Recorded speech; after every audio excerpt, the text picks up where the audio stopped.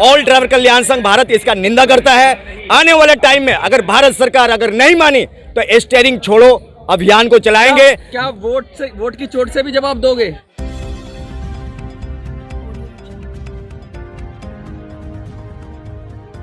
विकास जी, लगातार ये बात कही जा रही है कि ड्राइवरों का जो आबादी है या जो जनसंख्या है, जो प्रतिनिधित्व है भारत की जनसंख्या में 15% से ज़्यादा है। 22 करोड़ के करीब लोग हैं जो सीधे सीधे इस व्यवसाय से या प्रोफेशन से जुड़े हुए हैं और उनका कोई कहीं सुनवाई नहीं है, पूरी तरीके से उनको निगलेक्ट किया जाता है। क्या कहेंगे आप? पहले तो मैं नमस्कार करूंगा। मैं प्रकाश कुमार सिंह, ऑल ड्राइवर कल्याण संघ तेलंगाना प्रदेश अध्यक्ष हूं। और आपने जो कहा कि 22 करोड़ 15% की, और मैं कहता हूं कि भारत की आधी आबादी मोटर सेक्टर से कनेक्ट है। भारत की आधी आबादी मोटर सेक्टर से जुड़ी हुई है, वो किसी न किसी रूप में। पूछिए कैसे? आज एक ड्राइवर गाड़ी चलाता है, लेकिन इसके साथ साथ गैरेज वाले हैं, मैकेनिक हैं, मैकेनिज्म से जुड़े हुए हैं। एक काम नहीं है। और आप बताइए कि क्या आपके घर में गाड़ी नहीं है? ऐसा कोई व्यक्ति है जो भारत में जिसके घर में गाड़ी ना हो? अगर उसके एक सदस्य कार न चलाते हो, कोई ना कोई ड्राइवर तो है। तो ड्राइवर भारत की आधी आबादी से अधिक मात्रा में हैं, ये नहीं, और जुड़े हुए हैं। और अर्थव्यवस्था का रहा बात, तो भारत के 60% अर्थव्यवस्था में हमारा योगदान है। ड्राइवर दिवस की लगातार मांग हो रही है, जैसा आपने कहा कि ड्राइवरों के लिए एक दिवस होना चाहिए, एक दिन होना चाहिए। तो क्या उस दिन पे छुट्टी करेंगे? आप क्या चाह रहे हैं उस दिन के बाद? देखिए, ड्राइवर दिवस के रूप में मेरा कहने का मतलब यह है कि एक दिन सम्मान मिलना। आपने देखा होगा किसी भी कंपनी या कहीं भी, ये शहर जो बनी है, बड़े बड़े डैम बने हैं, बड़े बड़े फैक्ट्री बनाते हैं, उसमें ड्राइवर के द्वारा ही तो सामान लेके आता है। ड्राइवर ही तो सामान लेके आता है। लेकिन आज तक कहीं ड्राइवर की मौत के बाद साल के एक दिन उन्हें याद किया जाता है? आपने किसी कंपनी में देखा हो जो एक तस्वीर लगा के 2 फूल डाल के किसी ने कहा हो कि नहीं, आज हमारी कंपनी में 10 साल काम करने वाला एक ड्राइवर मर गया है, इसे एक दिन याद कर लिया जाए? ऐसा आपने देखा है कहीं? नहीं देखा। तो हम उस मान सम्मान की बात करते हैं जो 365 दिन सड़कों पर ड्राइवर काम करते हैं और उन्हें एक दिन सम्मान न मिलना, ये बहुत ही शर्म की बात है भारत की सरकार के लिए। और मैं कह रहा हूं कि 2023 में ये लागू होगा। इन्हीं विचारों को लेके आज हम यहाँ खड़े हुए हैं। ड्राइवर आयोग की भी मांग लगातार आपकी तरफ से उठाई जा रही है। जी जी। तो क्यों उठा रहे हैं आप? ड्राइवर आयोग कहने का मतलब एक ड्राइवर कानून। ड्राइवर की दुर्घटना होने के बाद जो उसके बच्चे होते हैं, फैमिली होते हैं, आप सोच के देखिए कि एक ड्राइवर का अगर पैर कट जाए, वो अपाहिज हो जाए, तो उसके बच्चों का क्या हाल होता है? कोई भी कंपनी उसे 10, 20, 50 हज़ार रुपये इलाज के लिए दे देती है, उसके बाद वो कंपनी देगी भी तो क्या देगी? इंश्योरेंस क्लेम से उसे लाख 2 लाख रुपए अगर मिलने होते हैं, उसके लिए उसे कोर्टों के चक्कर लगाते लगाते, आपको अच्छी तरह मालूम है, 20-50% एडवोकेट से लेना, वो पैसे उसे 10, 20, 50 हज़ार लाख रुपए मिलते हैं। तो क्या आज के समय में एक आदमी जिसके पैर कट जाए वो कैसे होगा? तो एक ड्राइवर के लिए कानून बनाना जिससे ड्राइवर से जुड़ी हुई सारी समस्याएं उसके अंदर है, ये एक समस्याएं नहीं है। सामाजिक सुरक्षा की भी बात लगातार आपके मन से उठाई जा रही है। ड्राइवर के परिवार को अगर ड्राइवर के साथ कोई अनहोनी हो जाती है तो वो क्यों मांग रहे हैं आप? क्योंकि ड्राइवर तो प्राइवेट सेक्टर में भी है, सरकारी सेक्टर में भी, वो कैसे इम्प्लीमेंट होगा? तो एक बार बताइए, सामाजिक सुरक्षा जो आप 10 लाख रुपए की आपका है। देखिए, ये ड्राइवर की सामाजिक सुरक्षा कहने का मतलब क्या है कि जब दुर्घटना होगा और दुर्घटना होने के बाद उसका पैसा मुआवजे का जो रकम आता है, तो रकम अभी भी आ रहे हैं, रकम अभी भी आ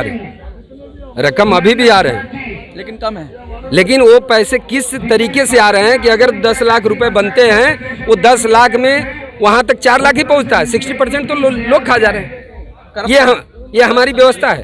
और बॉर्डरों के ऊपर की बात रही, कितना हमारा शोषण होता है कि भारत की सरकार, जो केंद्रीय हमारे परिवहन मंत्री हैं नितिन गडकरी जी, पिछले 27-28 जुलाई को उन्होंने मध्य प्रदेश सरकार को लिख के दिया था कि ऑलरेडी अवैध वसूली को रोकने के लिए। लेकिन देख लीजिए, मध्य प्रदेश में उनकी सरकार है। लगातार मारपीट भी होती है ड्राइवरों के साथ और पुलिस भी प्रताड़ित करती है, फिर भी नहीं रुका। चालान काटे। अरे मैं आपको बता दूं कि मैं सारे बॉर्डरों पे आरटीओ एमवीआई से जाके खुद मिला। उन्होंने क्या कहा मालूम है आपको?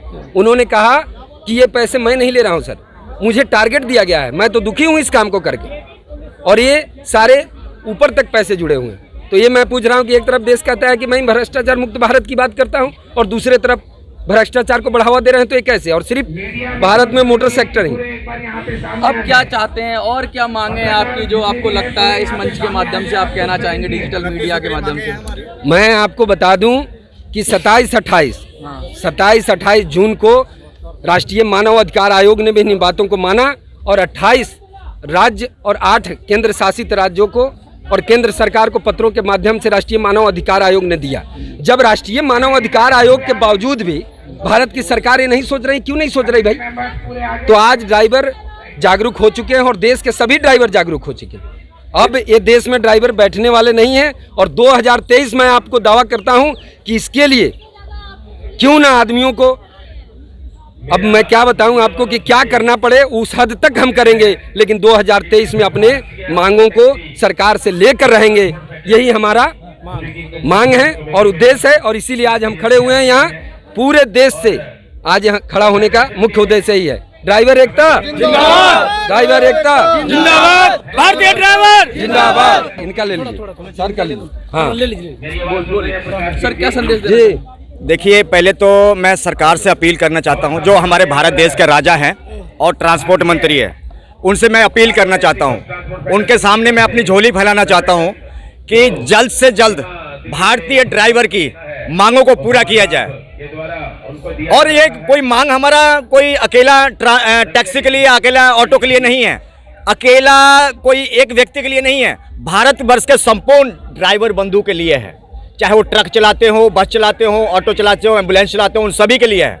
भारत में जल्द से जल्द ड्राइवर आयोग की स्थापना करी जाए। 1 सितंबर ड्राइवर दिवस लागू करे जाए। देखिए, जिंदों को भी जरूरत है, मुर्दों को भी जरूरत है। आप जब बिस्तर पर बैठे होते हैं तो दूध भी पहुंचाने वाला एक ड्राइवर होता है, ठीक है ना। कोरोना काल के अंदर डॉक्टरों को सम्मान मिला, सैनिकों को सम्मान मिला और आपके जो भी है सुरक्षा कर्मियों को, पुलिस को सम्मान मिला, सफाई कर्मियों को सम्मान मिला, लेकिन ड्राइवर भी उसमें था, उसको बिल्कुल मिला। बिल्कुल बिल्कुल आपका इस आवाज उठाने के लिए पहले तो मैं मीडिया बंधु का बहुत बहुत धन्यवाद करूंगा। जितने भी हमारे मीडिया कर्मचारी, हमारे मीडिया बंधु हैं, उनका धन्यवाद करूंगा। कम से कम सरकार ने नहीं सोचा, आपने सोचा, इसके लिए दिल से सलूट है सभी मीडिया बंधु का। हाँ, ये बात सत्य है कि सरकार ने भाई भतीजे की राजनीति करी है, सौतेला व्यवहार करा भारतीय ड्राइवर के साथ। ये घोर निंदनीय है। ऑल ड्राइवर कल्याण संघ भारत इसका निंदा करता है। आने वाले टाइम में अगर भारत सरकार अगर नहीं मानी तो स्टीयरिंग छोड़ो अभियान को चलाएंगे। क्या वोट की चोट से भी जवाब दोगे? देखिए जी, अगर सरकार, वो एंड का मूवमेंट है, वो एंड का मूवमेंट है, करो या मरो। हाँ। अगर सरकार ऐसे नहीं मानी तो सरकार बदल देंगे। सरकार बदलेंगे, बिल्कुल बदलेंगे।